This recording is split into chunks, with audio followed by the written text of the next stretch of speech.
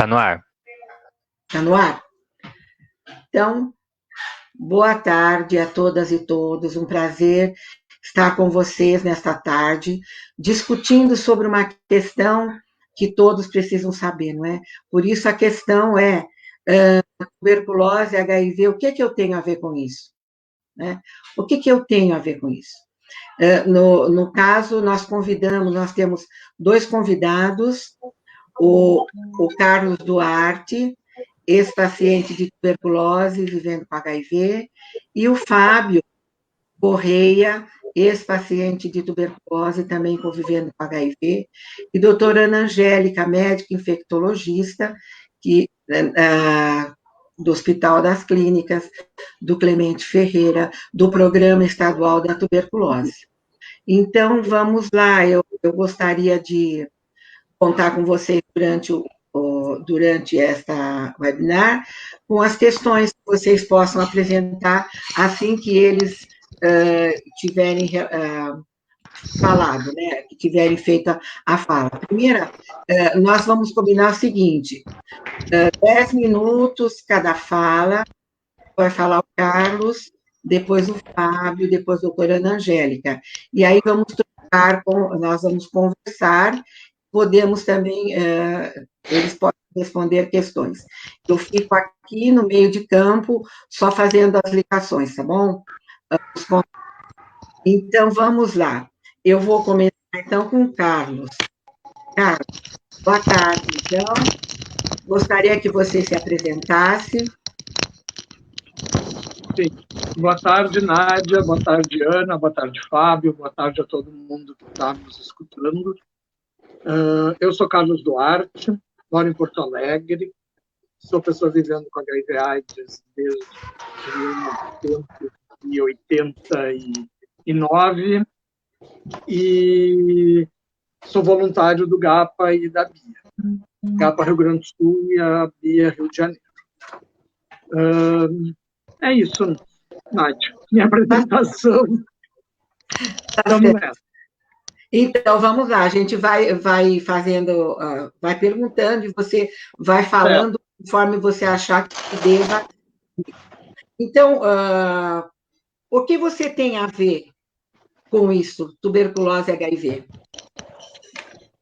Assim, eu já tive, como eu falei, eu descobri que eu tinha HIV em 89 e já tive 2 vezes com infecção por tuberculose. Uma vez em 92 e a outra vez em 2011. Então, posso dizer que, até afirmar que a minha experiência com tuberculose, espero que tenha terminado aí. Entende? Não foi uma experiência fácil, não é bem complicado. As 2 tuberculoses que eu tive foram tuberculoses extrapulmonares. A primeira, em 92, foi uma tuberculose ganglionar. Eu tive muita dificuldade para diagnóstico na época. Eu fiquei praticamente, acho que de 6 meses a 1 ano, eu acho, tentando descobrir o que eu tinha. Até que uma médica homeopata sugeriu fazer uma biópsia de gânglio. Tinha os gânglios bem inchados no pescoço, né, e fazer uma biópsia de gânglio, e apareceu a tuberculose. Foi um processo bem difícil de tratamento. No início, vamos lembrar que naquele tempo não existia tratamento efetivo para o HIV, né? Então, a gente não tinha ainda nenhum tratamento como se tem hoje. Os antirretrovirais só apareceram a partir de 96, efetivamente. Então, esse foi um momento em que o tratamento da tuberculose ele durou quase 1 ano, na verdade.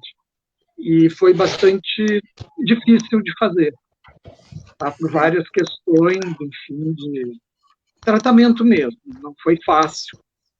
Não foi fácil engolir aquele monte de remédio lá em 92. Verdade, em 2011, eu tive novamente sintomas de tuberculose, daí já com enfim, tratamento de AIDS e efetivamente tratamento bem feito. né, com HIV, de HIV, mas descobri uma tuberculose na pleura, né, e ela foi também diagnosticada com bastante dificuldade, porque vários exames que eu havia feito davam todos negativos, e eu acabei fazendo uma broncoscopia que efetivamente não apareceu a tuberculose, mas o médico infectologista apostou que de fato era o bacilo, apesar de estar, porque todos os sintomas levavam a isso, a febre e todas as outras coisas, e eu fiz um novo tratamento para tuberculose, 6 meses, e realmente em um mês e pouco, os sintomas já haviam desaparecido, ficaram só, enfim, o tratamento durante 6 meses, diferentemente do primeiro, que foi de 9 meses a 1 ano. Esse foi um tratamento de 6 meses. Né? Então, aí você já disse a dificuldade que foi o diagnosticar, né? Quando é extrapulmonar, né? Mais complicado. Mas aí você já contou um pouco como é que foi essa caminhada para o diagnóstico, né, Carlos? Que foi complexa, né? Foi, e a segunda vez, não posso dizer que tenha sido, mas, digamos assim, foi um pouco pitoresco até, porque eu fui, como a gente sabe, né, não sei, enfim, a gente não, nem todo mundo sabe, mas o tratamento para a tuberculose ele é feito no serviço público, no posto de saúde, né? Então, eu fui para o mesmo posto de saúde que eu fiz em 92, eu fui de novo em 2011. Né? E quando cheguei no posto, com o laudo do médico, do meu infectologista, dizendo, enfim, afirmando que eu estava com tuberculose para refazer, daí me lembro que a atendente do posto disse, se você teve tuberculose em 92 e se tratou aqui, a tua ficha está aqui, nós temos o teu histórico todo. Realmente ela achou o meu histórico, só que no boletim estava escrito que eu havia abandonado o tratamento em 92. E ela veio já me acusando, dizendo, tá aqui, nós achamos a tua ficha, mas tu é um mau usuário, tu é um mau paciente, porque tu abandonou o tratamento em 92. E daí eu só olhei para ela e comecei a rir, e disse, se eu tivesse abandonado em 92... Olha, caiu.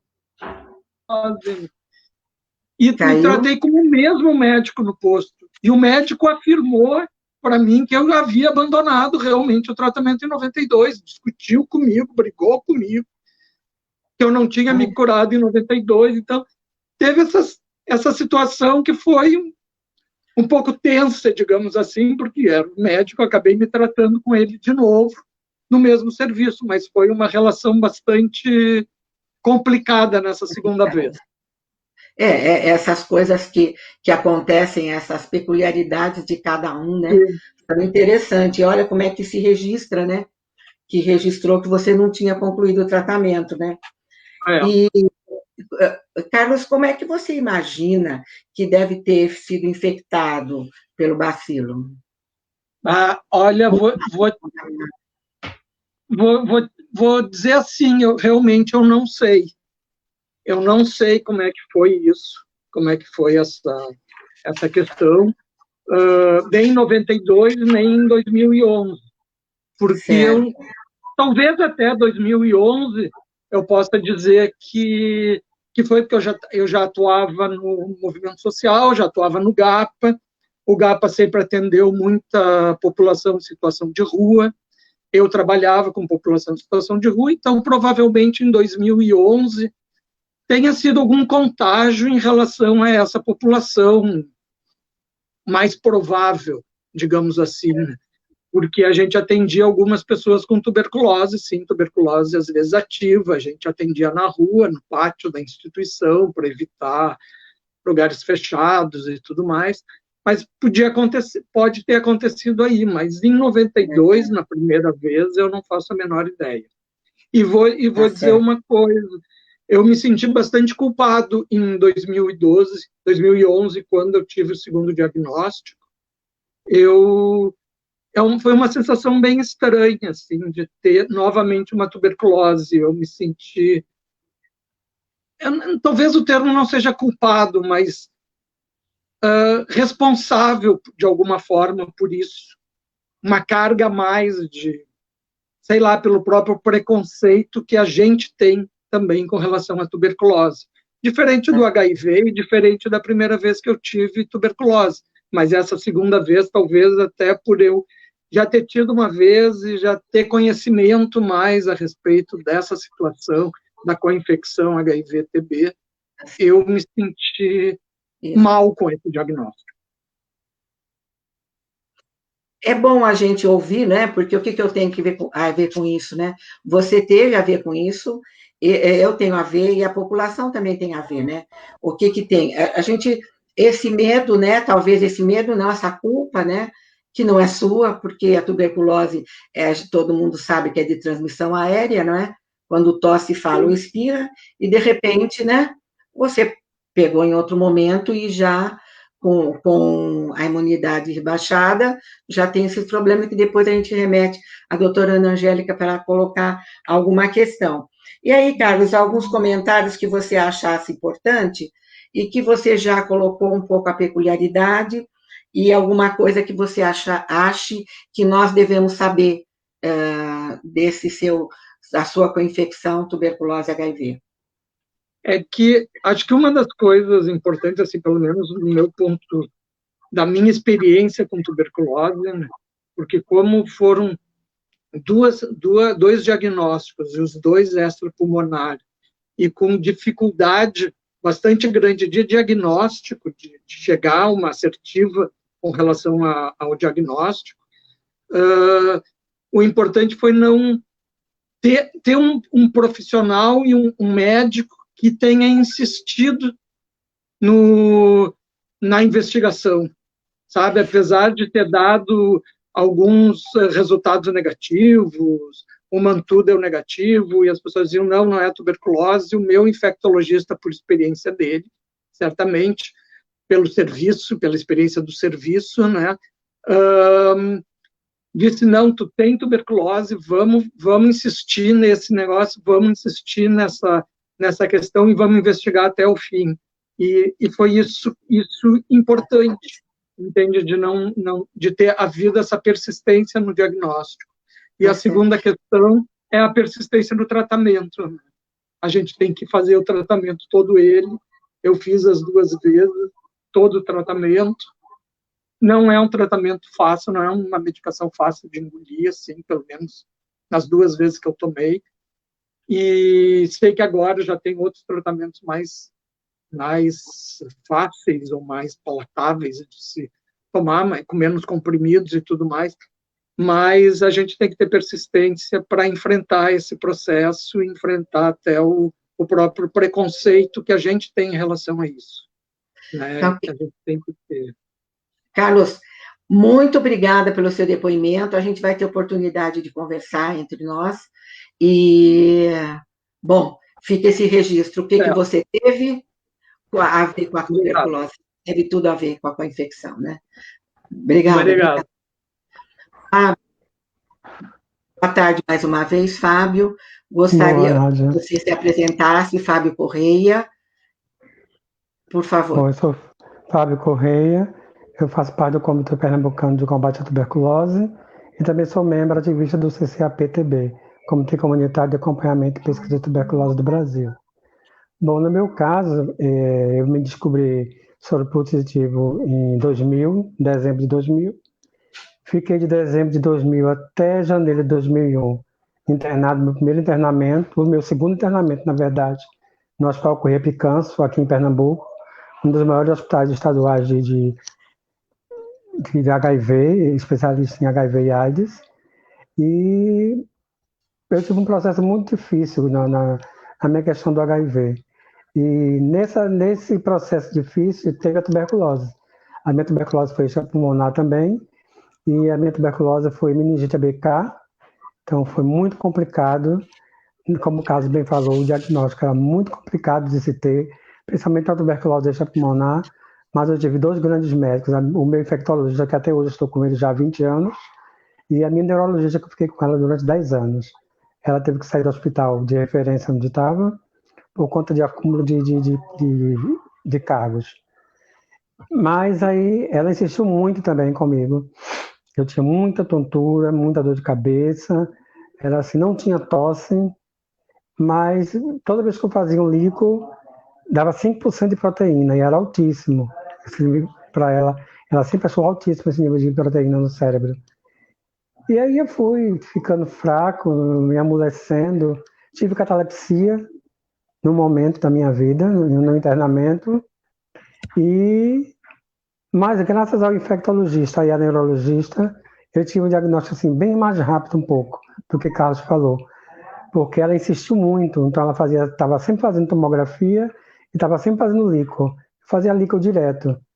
E aí sim, descobriu-se do que eu estava com neurotuberculose, e foi assim muito complicado, porque era muito comprimido para se tomar na época, e tinha um que era meu inimigo favorito, número 1, que era da isoniazida.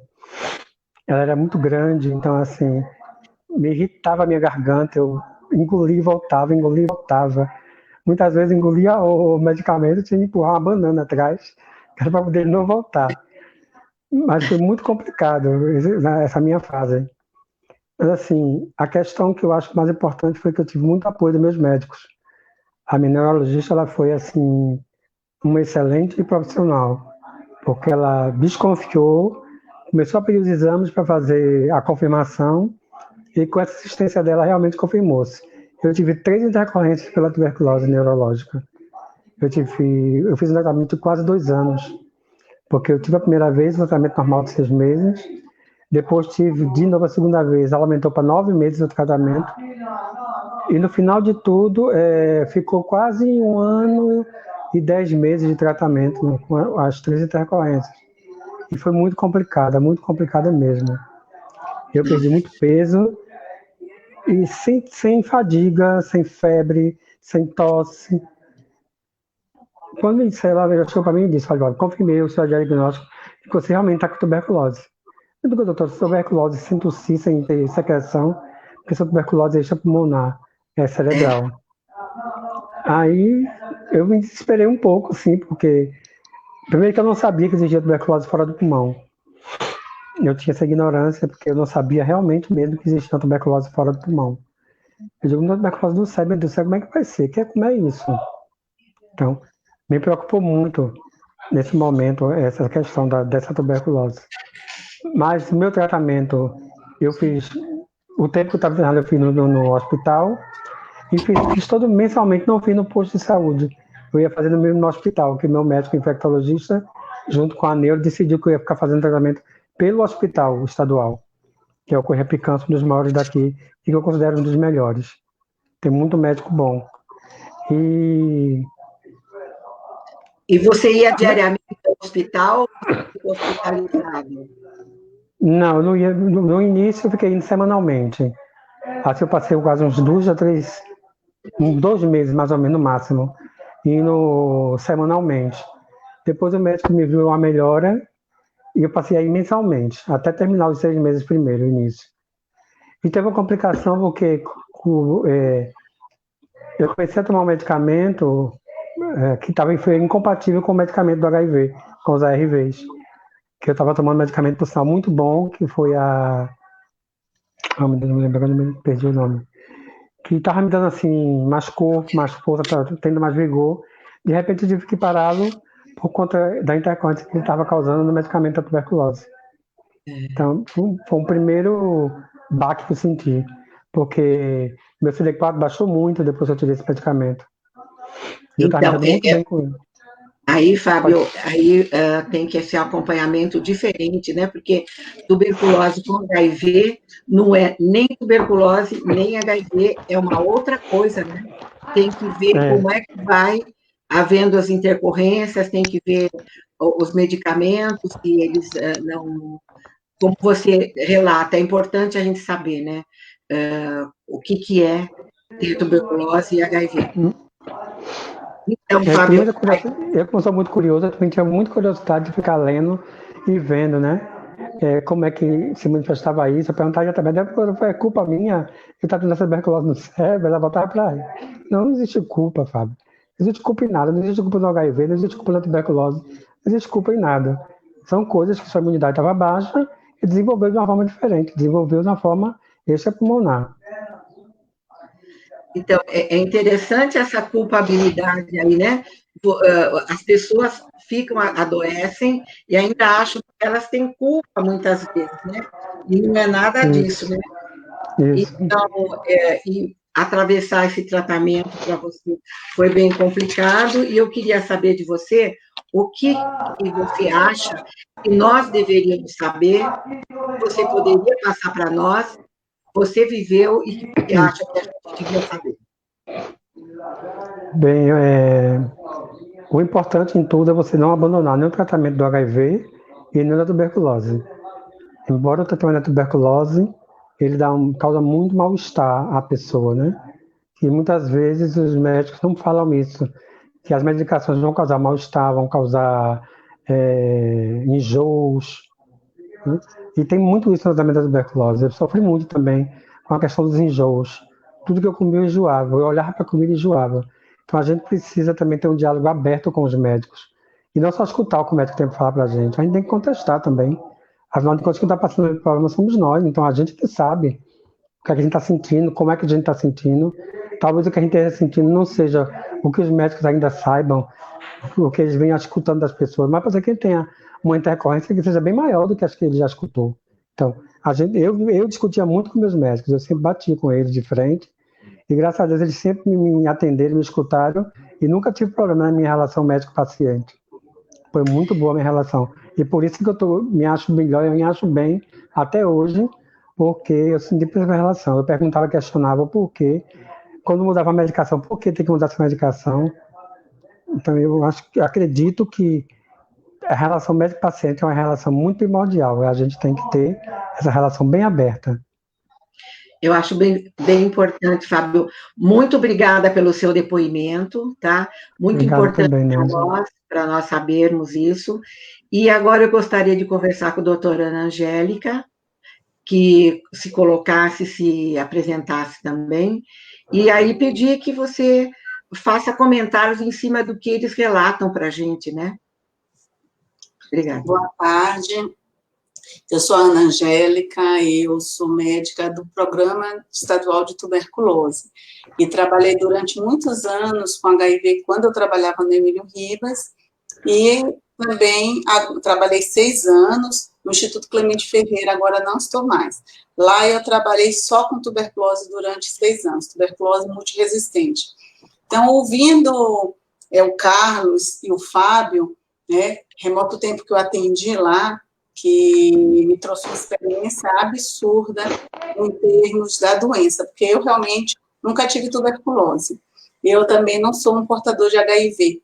Então, eu realmente não posso sentir o que essas duas pessoas sentem, mas eu posso dizer que nós temos ainda uma doença milenar, né? A gente sabe que essa doença tinha história no Egito, no Peru, nas múmias, e que até hoje é uma doença, assim, tão estigmatizante, né? Eu ouvi os dois e eu vejo muito mais eles falarem da dor, do estigma na tuberculose, né?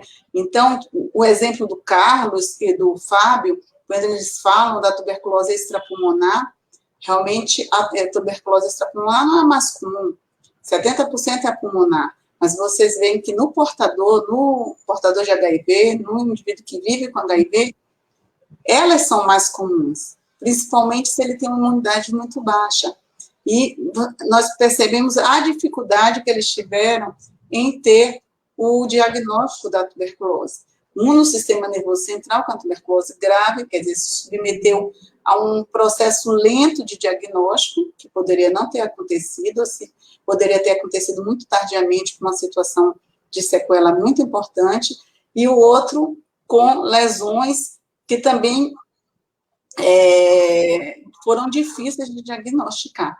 E nesse processo todo de lentidão, né, o indivíduo vai sofrendo uma angústia, uma espera. porque a gente pensa em tudo menos em tuberculose. Até em neoplasia, com certeza, a gente começa a pensar.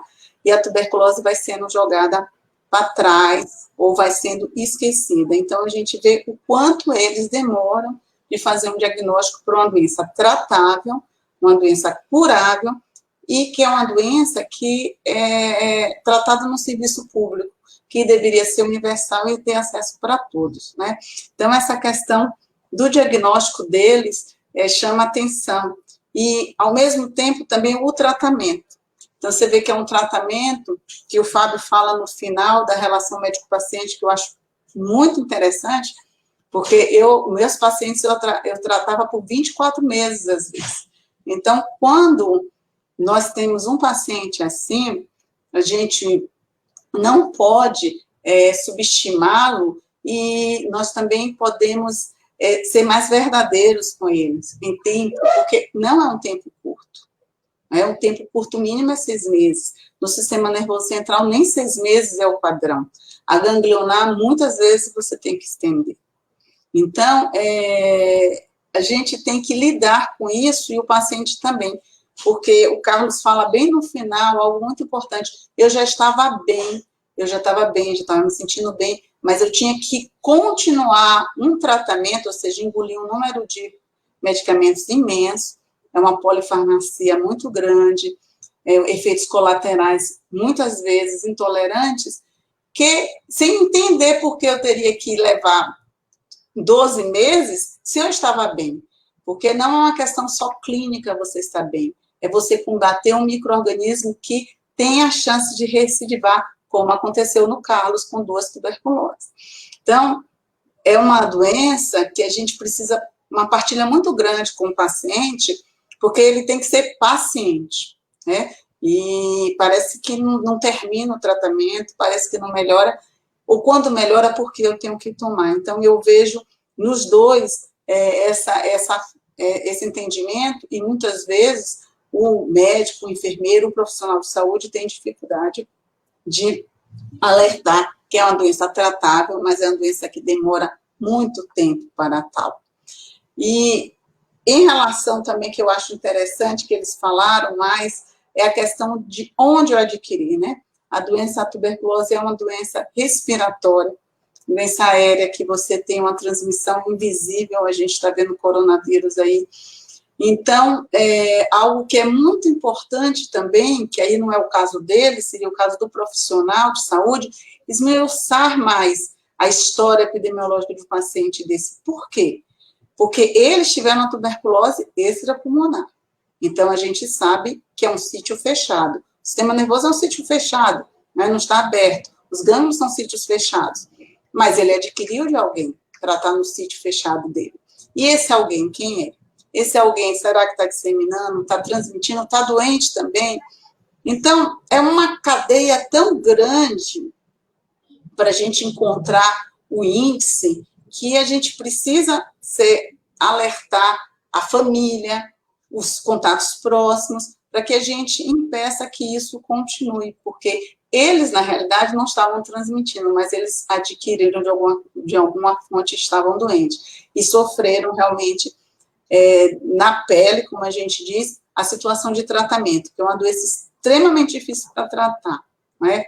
E com HIV é mais ainda, porque a gente tem uma polifarmacia, o indivíduo tem que tomar seus remédios de uma doença crônica, que hoje é considerada uma doença crônica, e que tem que tomar 5, 6, 7, isso quando a gente não troca o esquema.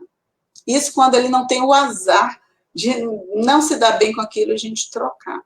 Então, eu vi aqui, eu anotei até algumas coisas e vi o quanto é importante para o dono da doença, né? Eu tinha pacientes que eu tratava há 24 meses, então eu tinha que dizer, eu não posso engolir o comprimido com você, mas eu tenho que estar com você, porque você sozinho não aguenta. Porque é difícil aguentar uma situação dessa, né? Não é fácil. Teve uma fala aqui do Carlos, que ele foi na unidade básica e disseram que ele tinha abandonado. Então, a gente sabe que é uma doença de notificação compulsória, nós sabemos que precisa ter muita conversa com as unidades básicas, com os médicos, porque às vezes os pacientes mudam, eles precisam mudar de estado, de cidade, de unidade básica, ficar mais perto do seu trabalho, alguma situação que a gente não pode perder o vínculo, porque isso, para o paciente que tem a tuberculose, é complicado. Ele vai ter muitas tuberculoses, muitas vezes. E, no final, ela é a mesma, né? A gente considera sempre a mesma. Então, eu vejo que eles tiveram que escalar muito para fazer o diagnóstico. E não são só eles. É uma doença que não se pensa. É uma doença que só se pensa nos estratos mais simples da sociedade. Estigmatiza essa população. E não é assim. Não é tão estigmatizante, não deveria ser assim, né? Tem uma pergunta aqui, eu já respondo. Mas o que eu queria fechar para abrir para todo mundo aí era mais mostrar que a gente ainda tem uma situação dura, dolorosa, que não melhorou, né? A gente pensa que a tuberculose foi embora, ela não foi, e que mais triste ainda é ver que o profissional de saúde que não é da área da infectologia não pensa nessa doença, né? E tem uma coisa que o Carlos falou que eu gostaria muito também é um sonho que as duas doenças fossem tratadas no mesmo lugar, né? Muitas vezes o paciente tem que ir para o UBS, tem que ir para o SAI. É impossível para o paciente, impossível para o profissional de saúde que está cuidando entender. Então, ele tem dois médicos, às vezes ele tem duas falas, podem ser médicos bons, mas são falas distintas. Isso é muito ruim para essa situação de co-infecção que a Nádia falou. Isso é um programa, co-infecção é algo que não é uma situação simples para se resolver. Então, eu só queria ilustrar o Carlos e o Fábio nas experiências deles, né, que a gente ainda tem uma situação dura, uma doença curável, e curável sem muito gasto, não é? Então, eu vou abrir, porque eu acho que é muito mais interessante a gente discutir. Agora a gente podia ver quem precisa de respostas, né? E também, se você quiser fazer uma pergunta para eles fazerem para você, ou as pessoas que estão participando, qual é essa primeira? Eu vou deixar as pessoas perguntarem mesmo, porque eu acho que elas têm que, né, aproveitar o tempo para esclarecer, né? Não é? Certo. Muito bom. Parabéns para vocês, para o Fábio e para o Carlos. Grato. Então, essa questão, eu tenho dificuldade, eu gostaria que algum dos meus colegas, que nós temos o grupo do projeto, Ações Contingenciais Tuberculose e HIV, que a gente está desenvolvendo, tem o José Carlos Veloso, que coordena, tem a Célia Reis Vieira e tem o Pierre Freitas, e eu que somos os técnicos, né, do projeto, e a gente está hoje todos em afastamento social, né, em isolamento, então nós optamos por começar a conversar o tema, né, que a gente não consegue estar presencial. Então, eu queria pedir a eles, aos meus colegas de projeto, que vissem as questões e colocassem aqui.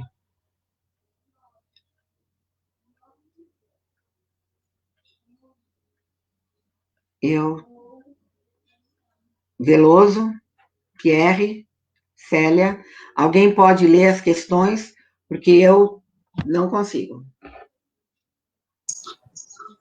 Aqui fala alguma sugestão dos usuários com relação ao tratamento para uma melhor adesão. A adesão é algo muito complicado. A adesão você tem que ter apoio de uma estrutura não só da saúde, mas da família também, né? Da família, da comunidade, porque a adesão ela passa por uma série de entendimentos da cura e da finalização do tratamento, né? E pelo suporte de ingerir um número de comprimidos muito grandes. Então, para adesão, a gente precisa fazer um vínculo muito grande com o profissional de saúde, com o local que o indivíduo trabalha, para ele não perder o trabalho, o emprego. Então, precisa ser construída com uma rede muito grande. Posso falar uma coisa, Nádia? Sim, sim. Assim, na verdade, duas coisas. Uma que a Ana colocou e o Fábio também, com a questão da relação médico-paciente. Acho que uma das questões que eu mais sofri no segundo momento, e no primeiro também, foi essa questão de ser tratado em espaços diferentes. O médico que me tratava da tuberculose, o serviço da tuberculose, o médico dizia claramente, tu te trata a AIDS em outro lugar. Então, tu vem aqui só para tu pegar os teus remédios e ir embora, teu tratamento é lá. E isso não cria nenhum vínculo comigo e não me ajudava em nada no processo de tratamento e de adesão. Então, na verdade, eu digo que eu aderi ao tratamento da primeira vez muito mais em função do meu infectologista e do apoio da família e dos amigos do que do serviço de tuberculose da primeira vez. Porque eles não me acolheram no serviço, porque eu era da AIDS. Eu acho que isso é uma coisa bastante importante de ser colocada. Eu acho que o tratamento no mesmo lugar é fundamental, é uma doença só. A pessoa é uma só, e ela tem que ser acolhida de uma forma integral. E esse caso comigo não aconteceu. Entende? Então, acho que isso é uma questão importante. Isso como é que se diz, induz muito na adesão, compromete a adesão do paciente. A segunda vez, eu brinco, já estava envolvido bastante dentro de todo o sistema, como ativista do movimento e tudo mais. Eu digo que na segunda vez eu não abandonei o tratamento porque eu era ativista, porque o serviço fez todo o possível para eu abandonar o tratamento, desde o acolhimento que eu tive na recepção, quanto o acolhimento que eu tive do médico e tudo mais, entende? Foi uma coisa bastante complicada. E isso eu relatei no serviço de saúde aqui em Porto Alegre, na secretaria, no conselho. Isso foi bastante discutido em vários lugares, inclusive. Entende? Mas é um fato que eu gosto de lembrar, apesar de já fazer 8 anos, e isso já... Porque é fundamental a adesão, o acolhimento do usuário no serviço para a adesão acontecer.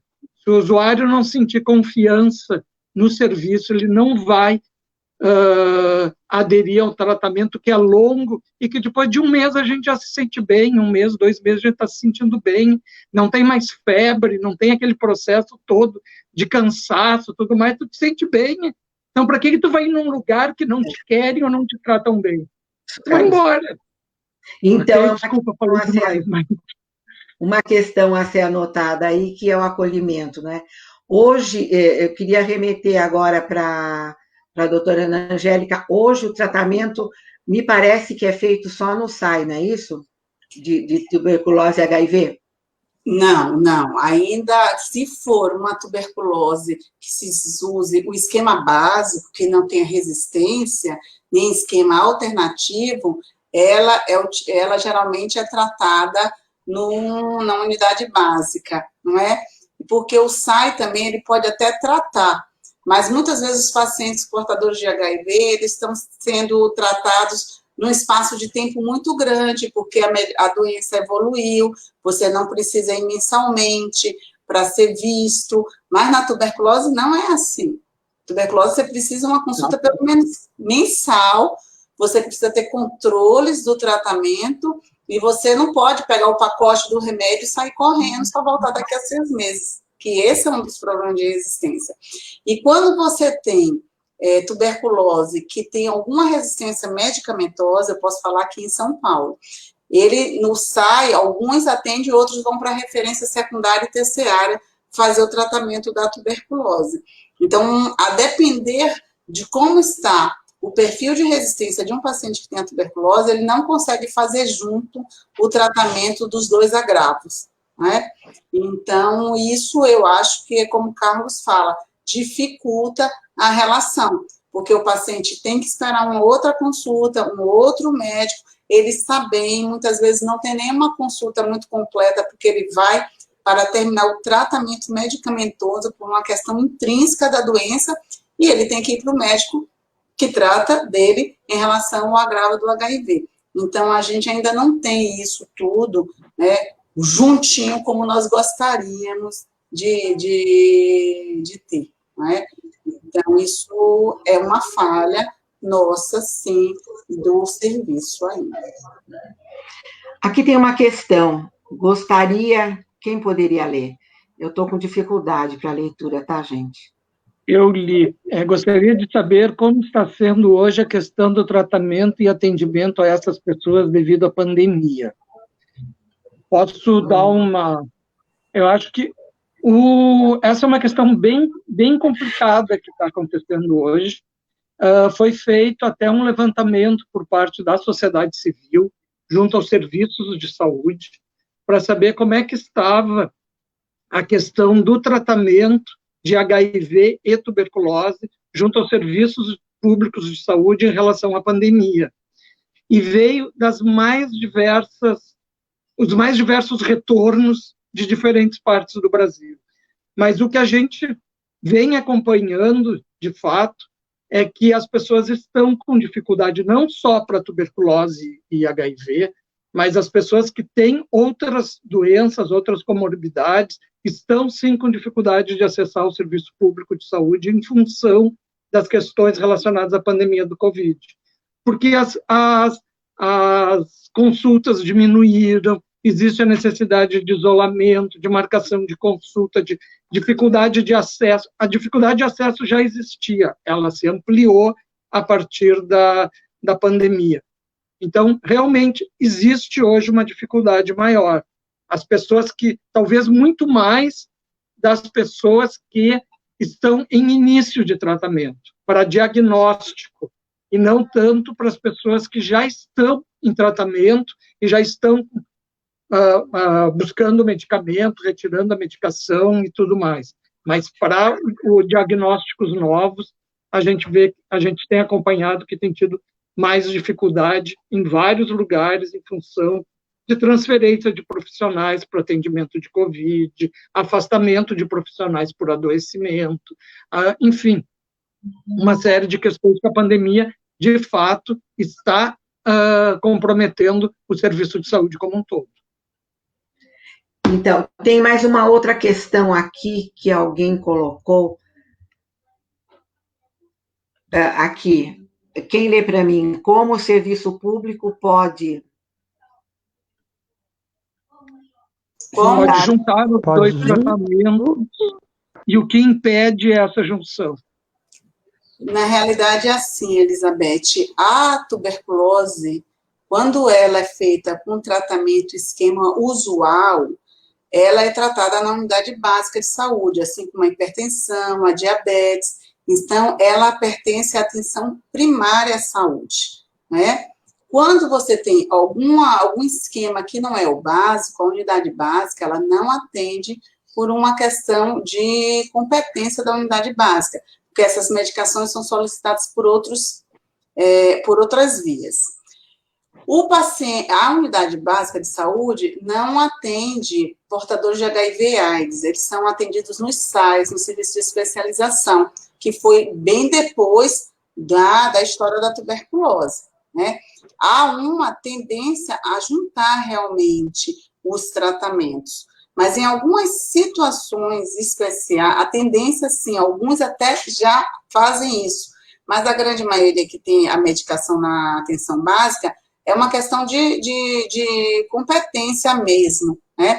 Então, por exemplo, se você tem um paciente que ele é portador de HIV e tem uma tuberculose que não é uma tuberculose simples, né, extrapulmonar, como o caso deles dois, ou uma tuberculose que tem uma resistência às drogas principais, ele tem que passar por um serviço mais especializado, porque o médico da atenção primária, ele foi capacitado para determinados outros programas de doenças básicas. Então, isso aí atrapalha um pouco, né? Até porque são menores o número de casos, você também não pode deixar tudo na assistência básica, porque senão você superlota ela com doenças que vão ser mais incomuns e vão atrapalhar todo o desenho dela. Então, assim, e com o tempo, o portador da HIV/AIDS, ele passou a ter uma doença crônica, que ele muitas vezes não tem praticamente nenhuma sintomatologia, ele toma o medicamento dele, assim como o diabético, assim como o hipertenso, o asmático, e aí vai. E eles, então, já têm uma flexibilidade agora até de consulta. A tuberculose não tem essa flexibilidade de consulta, ela não pode ter. Então, a gente tem elaborado, né, como a gente vai atender esses pacientes com os mesmos médicos. Isso, na realidade, faz parte do programa, tá? Então, não é impeditivo. A gente tem que criar uma frequência disso acontecer mais. Então, quando o Carlos contou que ele teve tuberculose lá naquela época, né, era uma época que realmente não tinha isso. Então, alguns serviços já estão lidando com isso melhor, porque está vendo que isso é melhor, não só para o paciente, para o médico e para se curar, né? Isso também é melhor do ponto de vista até de logística, mas ainda tem locais que não fazem esse atendimento conjunto, por uma questão mesmo operacional, tá? Então, isso é preciso, sim, eu não vou considerar uma falha, porque a palavra não seria falha, é preciso, sim, que a gente consiga fazer essa ligação de uma forma mais fácil, melhor possível, né? A unidade básica, ela não atende HIV, essa é uma das questões que pode se tornar um pouco isso mais difícil, tá? Então, acho que uma questão... Desculpa, Nádia, uma questão importante de colocar também na resposta anterior é que, por exemplo, para tratamento de HIV, existe uma normativa que permite a distribuição de medicamentos por até 3 meses. Tu ir no posto de serviço e retirar medicamentos por 3 meses, em função da pandemia agora, e até porque se o paciente está bem, ele pode isso, se permite isso. Mas na tuberculose, não tem essa possibilidade. A tuberculose tem que ser pelo menos mensal, a retirada de medicamento, e a doutora Ana pode até explicar melhor essa necessidade do acompanhamento para adesão ao tratamento, acompanhamento da adesão ao tratamento. Então, a normativa, em função da pandemia, até permite que tu retire medicamentos por mais tempo, no caso do HIV, mas não no caso da tuberculose. Na tuberculose tem uma questão também que é o abandono. O HIV ela é uma desnotificação e encerra e pronto. Em relação à tuberculose, não. Você tem um tratamento que ele é monitorado durante todo o período. Então, de 30 em 30 dias, a gente tem que ficar fechando o acompanhamento no sistema de informação de agravos nacionais. Então, isso quer dizer que se você ficar 30 dias mais um, e nós não sabemos se você está tomando ou não, o que é que acontece? Você é considerado um indivíduo que teve um abandono de tratamento e tem que recomeçar. Isso é uma situação. Outra situação é que no programa de tuberculose solicita o tratamento supervisionado. O tratamento supervisionado é aquele que o indivíduo vai na unidade básica no mínimo 3 vezes por semana para tomar a medicação. O ideal seria ir de segunda a sexta e levar a medicação para tomar no final de semana. Isso chama DOT, isso é um programa da Organização Mundial da Saúde. Poderia ser no serviço dele, poderia ser na comunidade, mas no nosso caso, né, você tem que ter a supervisão.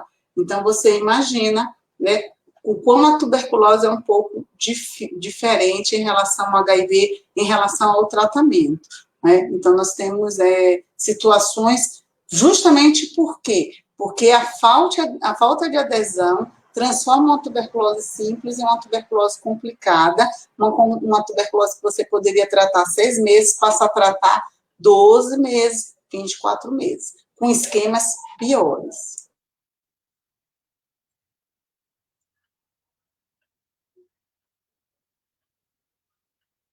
Então, aqui, nesse caso do acompanhamento da tuberculose, eu gostaria que o Fábio pudesse se manifestar também.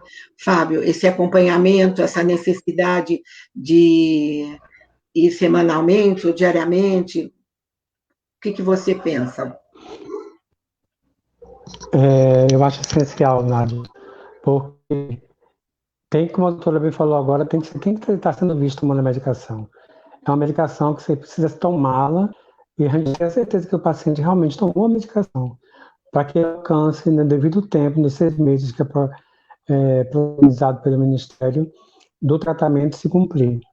Então, ele de segunda a sexta ao o local onde ele está se tratando, a unidade de saúde, para tomar esse medicamento e leva para o final de semana.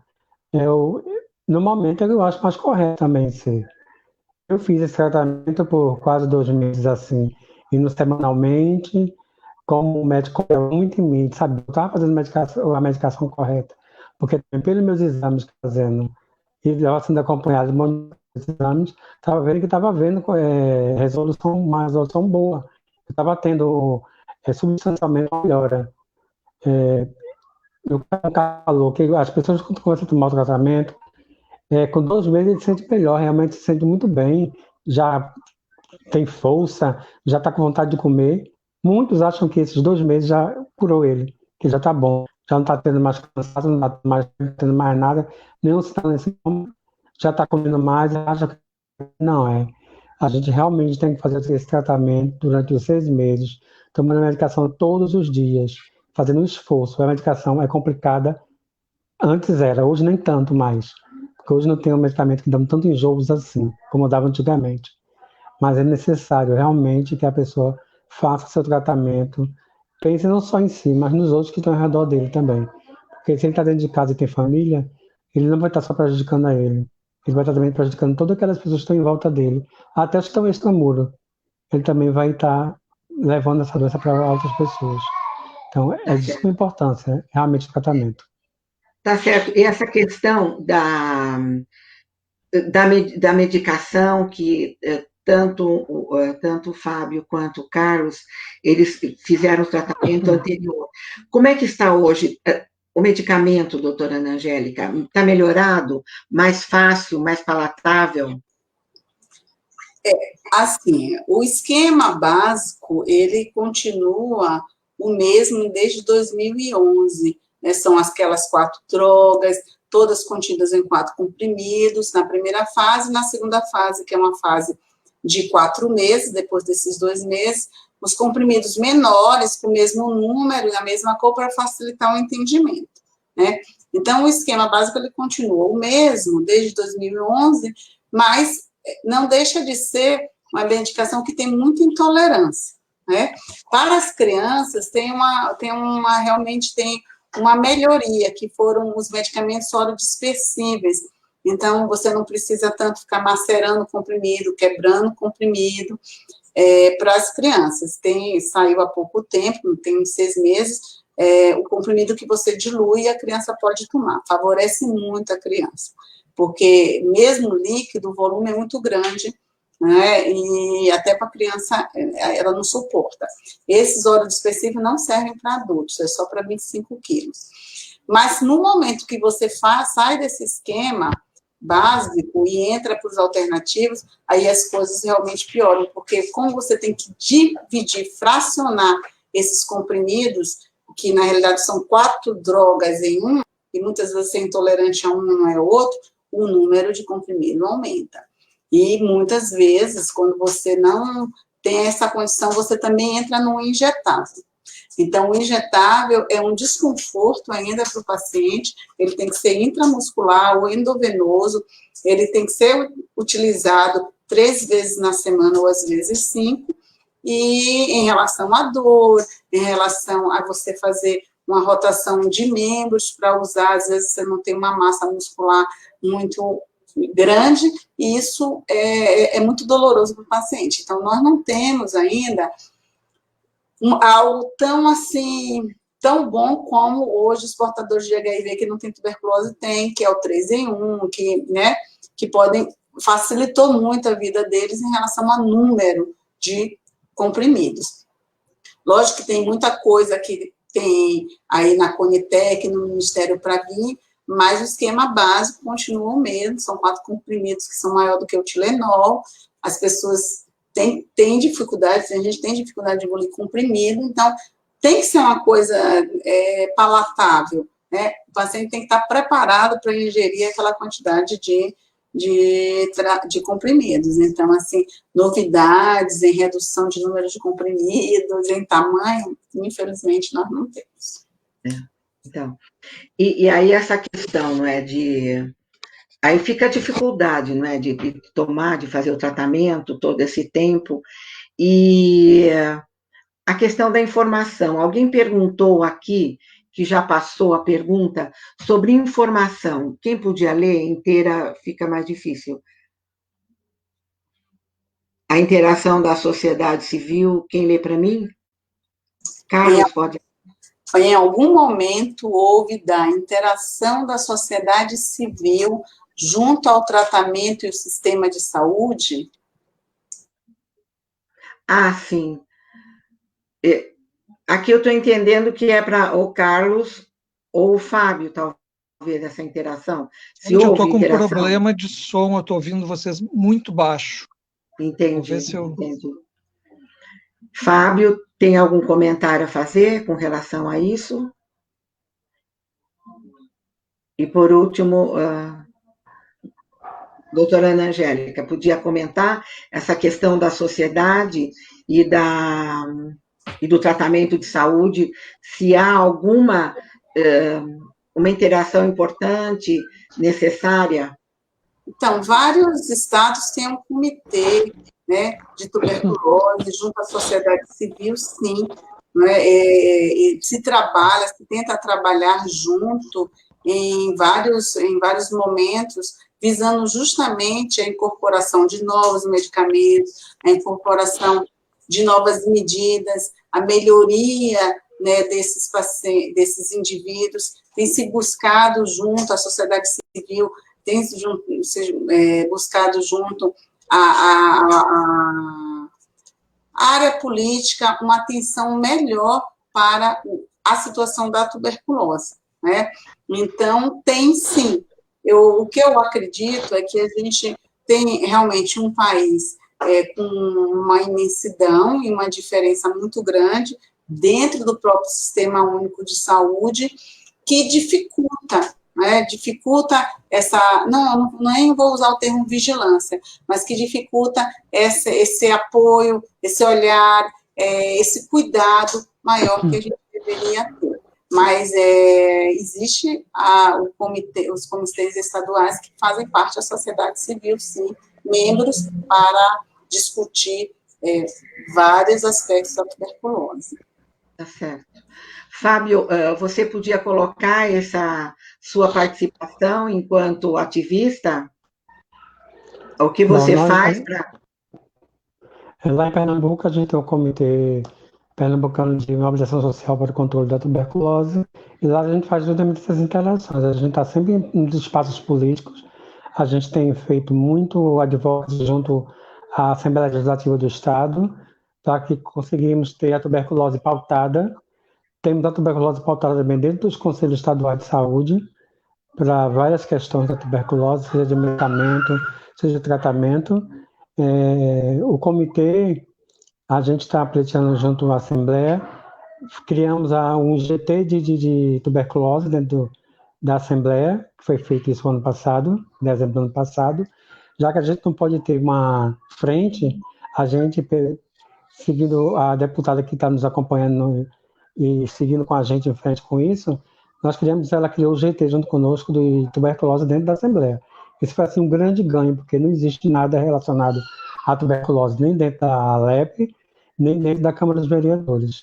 Então, já foi um grande pulso, um grande pulo para a gente, um passo muito bem dado que nós construímos juntos da sociedade civil dentro do comitê para que fosse feito esse GT.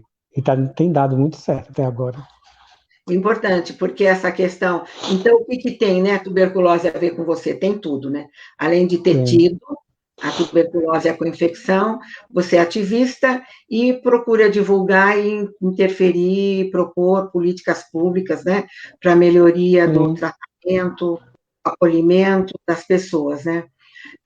Carlos, você podia falar do ativismo em tuberculose?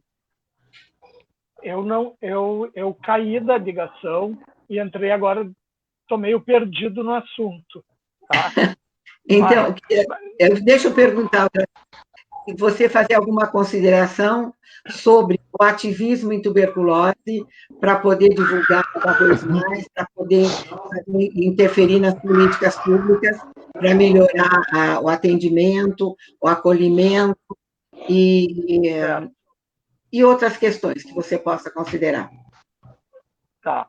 Eu entendo que a participação da sociedade civil é fundamental para melhorar e para garantir acesso a políticas públicas de saúde, e na tuberculose, no HIV/AIDS e na tuberculose não é diferente, muito pelo contrário.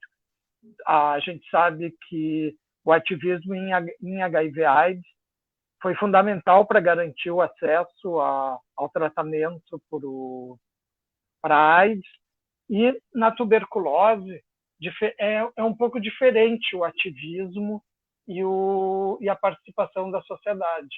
Mas é fundamental que as pessoas que atuam no ativismo da saúde trabalhem na garantia das ações de tuberculose e do fomento de propostas junto à Assembleia Legislativa. A gente tem aqui no Estado uma frente parlamentar de HIV/AIDS e tuberculose, nós temos uma frente parlamentar nacional de tuberculose, nós temos uma frente parlamentar nacional de AIDS também, e é fundamental que as pessoas que atuam no ativismo, né, e não só no ativismo, a sociedade em geral, se envolva na garantia das políticas públicas. E a gente está vivendo agora um momento da Covid, da pandemia de Covid, em que a atenção à saúde pública está sendo colocada em xeque. E é fundamental que, a partir do que está acontecendo hoje, a gente garanta que o serviço público e o Sistema Único de Saúde sejam fortalecidos e as pessoas lutem pela garantia desse direito à saúde. Ok. Então, obrigada. Então, a gente já está no tempo limite, mas tem mais uma questão da Célia, que fez uma questão aqui, pulou.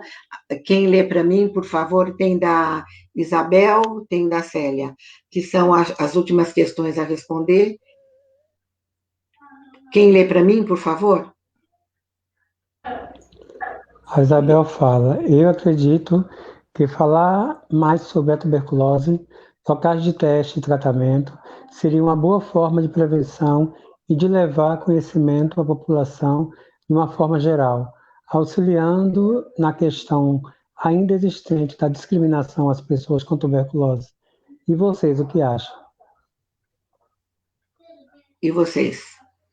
O que você acha, Fábio? Existe muita informação, né? Que realmente existe. Mas também existe a ignorância pessoal de cada um de achar que tuberculose só vai acontecer com o outro. Comigo não vai acontecer. Que eu não vou pegar tuberculose. Quem vai pegar tuberculose é meu vizinho, então é aquele pobrezinho coitado que vive afastado na periferia. E a gente já viu que a tuberculose, ela não tem cor, ela não tem gênero, ela não tem nada. Ela tá para quem se deixar ela pegar. Você sabe que tem que evitar multidões, aglomerações, umidade. Então vamos fazer pelo menos a menor parte que a gente possa fazer. Mas que tem informação, sim, existe muita informação. Como também tem outras informações que seriam necessárias ter, que também não se tem ainda, precisa chegar mais perto da população. A gente está muito distante um pouco da população ainda. A gente tem que estar mais perto do povão do que da classe média em geral. A gente se aproximando mais do povão, a gente conseguiu diminuir, porque a gente vê que hoje, mesmo a tuberculose sendo uma doença que não enxerga nada, ela está mais concentrada na população de baixa renda. Então a gente tem que estar chegando bem mais perto desse povo. Eu acho que falta um pouco mais dessa atenção para a população de baixa renda. Então, vocês queriam fazer comentário? Carlos, doutora Angélica? Claro. Eu queria fazer um comentário. Teve uma outra pessoa e também que colocou também sobre informação nos serviços.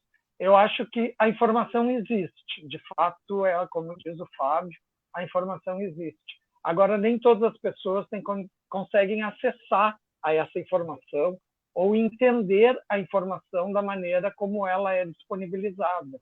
A gente sabe que a gente tem uma população brasileira que não tem acesso à educação da mesma forma, da forma que deveria ter, o que dificulta muito entender a informação repassada e dificulta as pessoas acessarem a essa informação. Por exemplo, eu acho que os serviços de saúde de DST-AIDS e tuberculose deveriam falar mais sobre a questão da infecção latente de TB com HIV. E isso é pouco falado. E as pessoas que vivem com AIDS, porque há uma diferença, né? As pessoas vivem com AIDS, mas as pessoas estão com tuberculose, né? Então, a tuberculose tem cura, HIV/AIDS não. Então, o ativismo em AIDS, às vezes, se torna maior do que o ativismo em tuberculose, em função muito dessa questão de que, se tu tem HIV, tu vai continuar vivendo com HIV. Entende? A outra opção não é a opção desejada. Na tuberculose, tu pode te curar da tuberculose. Então, acho que o ativismo se torna maior na AIDS em função disso. Mas ele é muito importante na tuberculose. E essa informação, ela é difícil de chegar na população. E a infecção latente, eu acho que é uma informação que existe muito pouco. Talvez a doutora Ana possa comentar um pouco mais sobre essa questão da infecção latente. Isso, obrigada. Doutora Ana Angélica, nós vamos para a última informação. Se tiver alguma questão que não foi respondida, será respondida depois, está sendo anotado pelos nossos colegas que estão nos bastidores, né? E a Célia colocou também que se alguém precisar de alguma declaração que participou, deixa o recado, o e-mail, e a gente devolve essa informação, essa declaração. Doutora Ana Angélica, sobre infecção latente. Só para completar, assim, a primeira questão, existe muita informação, sim. Existe campanhas de busca ativa. A tuberculose tem o Dia Mundial dela, que é 24 de março, com vários eventos. Então, o que eu acredito, tem vários vídeos de tuberculose, mas provavelmente essas informações, elas são muito mais horizontais do que verticais para todos os estratos da população e todas as situações. Então, a gente precisa rever como chegar a informação em todos aqueles que precisam dessas informações. Agora, em relação à tuberculose latente, há uns 1 ano, 2 anos, começou-se o Ministério, o Programa Nacional, a se importar bastante com a tuberculose latente. Então, ela tem vindo cada vez ser algo muito importante no controle da cadeia de transmissão da tuberculose. Então, os esquemas de tuberculose latente, até para o portador de HIV/AIDS, tem se estendido mais, ampliado. Existe uma busca para a liberação de medicamentos para fazer tratamento da tuberculose latente no Brasil num espaço mais curto, porque o que é que ela cai? Ela cai na mesma situação que a tuberculose, um tratamento longo, né? E isso atrapalha de 6 meses. Então, isso, imagina, se o Fábio e o Carlos falaram aí que quando você começa a tratar a tuberculose, você já está bem, que abandonar o tratamento, às vezes, não entende porque tem que ir todo mês. Imagina uma pessoa que não está doente, que só tem infecção e que é para uma prevenção. Imagine ela ir todo mês também. Então, isso daí, a gente está trabalhando mais e revendo a importância da tuberculose latente. Então, tem coisas novas. Tem um sistema novo para tuberculose latente, tem busca de medicações que encurtam bem o tratamento da tuberculose latente, e tem uma tendência a gente buscar mais esses contatos e essa população. Não é uma coisa muito antiga, é uma coisa recente, é uma situação recente, é um braço recente, mas todo mundo está se mergulhando mais na tuberculose latente, sim. Não é algo que está sendo esquecido, não. Pelo contrário. Bom, obrigada. Então, encerrando, repetindo que quem colocou questões que não foram respondidas serão respondidas no contato que vocês deixarem, e a questão da declaração, se precisarem, é só solicitar. Gostaria, então, de pedir para o Carlos fazer as considerações finais, depois Fábio e depois a doutora Angélica. Ok, de forma bem rapidinha, então. Agradecer o convite para participar aqui, acho que foi bem bom participar. É sempre bom discutir essas questões. E espero que a gente tenha contribuído para despertar o interesse das pessoas em relação com a infecção TB-HIV e as dificuldades que é o tratamento conjunto dessas duas patologias. Né? E agradecer a participação de todos. Muito obrigado. Fábio, por favor. Também quero agradecer o convite por ter estado aqui essa tarde, nessa hora que a gente passou aqui.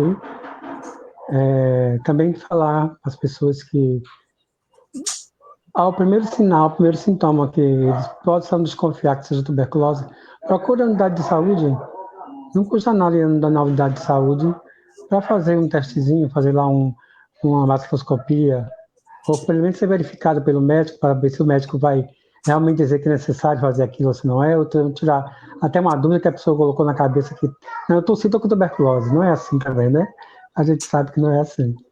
Mas foi muito bom, também espero poder ter contribuído com alguma coisa, para que as pessoas possam também estar se levantando para possam se juntar com a gente também, não somente nós que somos ativistas, que estamos na frente, com a cabeça da gente lá na frente, não, mas se juntar a gente para dar mais força também para o movimento. E como o Carlos bem falou, o movimento da tuberculose está andando muito devagar ainda, se arrastando. A gente tem que fazer um levante como o movimento da AIDS deu, e garantir tudo que o AIDS tem hoje foi pelo movimento social. Então vamos fazer esse levante também dentro da tuberculose. A gente tem um advocacy muito bom também, no Brasil todo, na questão da tuberculose. Temos só que aumentar mais isso, criar mais pernas e mais braços. Obrigado, minha gente. Obrigada. Doutora Ana Angélica. Eu agradeço só a você, Nádia, ao Fábio, ao Carlos e a todos aí por participar de uma situação tão boa que é disseminar o conhecimento, não é? Tirar as pessoas da ignorância do conhecimento e trazer para a luta. Muito obrigada. Obrigada aos três pela colaboração, pela disponibilidade, também, né? E eu queria dizer o seguinte, o que cada um tem a ver com a tuberculose HIV. Cada um mostrou que tem a ver, que teve, o Carlos e o Fábio tiveram a doença, a doutora Ana Angélica, o que tem a ver, que a vida é voltada para essas questões, não é? De tuberculose, HIV, e na especialidade, né? E a gente, da Rede Paulista de Controle Social da Tuberculose, o que temos com isso? Temos tudo a ver. Nós temos que levar informação, levar discussão e colocar a pauta aí na sociedade. Obrigada a todos, uma boa tarde e até uma próxima live. Até mais, boa tarde também. Boa tarde. Obrigado, gente. Boa tarde.